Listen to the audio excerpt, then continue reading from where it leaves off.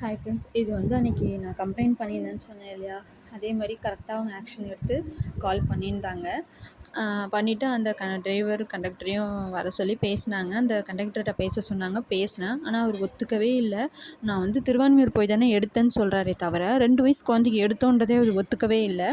அதுக்கப்புறம் நான் வந்து 2 வயசு குழந்தைக்கு ஏன் எடுத்தீங்கன்னு தான் இப்போ நாங்கள் கேள்வியே கேட்குறோம். நீங்கள் திருப்பி அதையே சொல்கிறீங்களே அப்படின்னோடனே அவர் சொன்னதையே திருப்பி திருப்பி சொல்லிகிட்டு இருந்தார். இந்த கண்டக்டர் தான். நீங்களே பார்த்துக்கோங்க. நெக்ஸ்ட் டைம் நீங்கள் இவரையும் பார்த்தீங்கன்னா கண்டிப்பாக நீங்களும் பேசுங்க, கேளுங்க. உங்களுக்காக அந்த மாதிரி டிக்கெட் எடுங்க. இந்த சுச்சுவேஷன் வந்தால் சொல்கிறேன். அதுக்கப்புறம் அந்த மேடமே திருப்பி வாங்கி பேசினாங்க.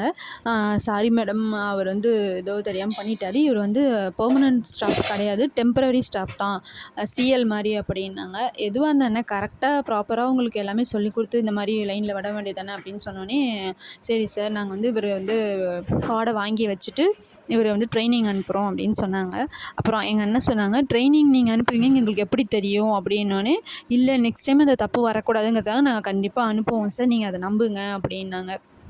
இப்போ எங்களுக்கு என்ன அப்படின்னு சொன்னேன். இந்த மேடம் வந்து உடனே நீங்கள் ஒத்துக்கிறீங்க, பட் ஆனால் சார் அவர் ஒத்துக்கவே மாட்டேங்கன்னு அண்ணன் சொன்னதுக்கு, அவங்க யார் சார் தப்பு செய்கிறவங்க ஒத்துப்பா அப்படின்ற மாதிரி அந்த மேடம் பேசினாங்க.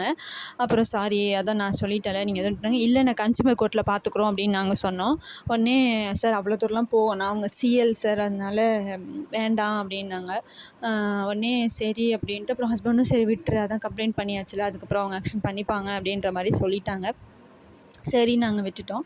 ஃபோன் ஃபஸ்ட்டு கட் பண்ணிட்டாங்க. அதுக்கப்புறம் அண்ணனுமே தனியாக ஃபோன் பண்ணி பேசினாங்களாம். இந்த மாதிரி அவரும் அந்த மாதிரி தான் பண்ணார். நீங்கள் கூட கொஞ்சம் ரூடாக தான்மா பேசுகிறீங்க அப்படின்னு. சார் அப்படியெல்லாம் கிடையாது, நான் வந்து நார்மலாக தான் பேசினேன், சாரி சார், அப்படி தான் தெரிஞ்சிருந்தா அப்படின்னு சொல்லிட்டு சாரி கேட்டாங்களாம். அதுக்கப்புறமேட்டுக்கு சரி சாரி அப்படின்னு சொன்னாங்க. அதனால் சரி, நமக்கும் இது ஒரு அனுபவம் தான் அப்படின்னு நான் தெரிஞ்சுக்கிட்டேன். நீங்கள் இனிமேல் அந்த தப்பை பண்ணாதீங்க. நெக்ஸ்ட் டைம் உங்கள் ஃபேமிலியில் யாருக்காவது இந்த மாதிரி எடுக்க சொல்லி பிரச்சனை வந்ததுன்னா நீங்கள் தாராளமாக பேசுங்க. எடுக்க முடியாதுன்னு சொல்லுங்கள். நான் தான் ஏதோ எடுத்துட்டேன். எனக்கு இது ஒரு அனுபவமாக நானும் தெரிஞ்சுக்கிட்டேன். அதனால் இனி யாரும் இந்த தப்பை பண்ணாதீங்க. அப்புறம் ஓகேன்னு சொல்லிவிட்டு அதோட ஃபோன் கட் பண்ணிட்டாங்க. அந்த டிக்கெட்டை மட்டும் ரிட்டர்ன் பண்ணிட்டாங்க. பிடிச்சிருந்தா லைக் பண்ணுங்கள், ஷேர் பண்ணுங்கள், கமெண்ட் பண்ணுங்கள், சப்ஸ்கிரைப் பண்ணுங்கள்.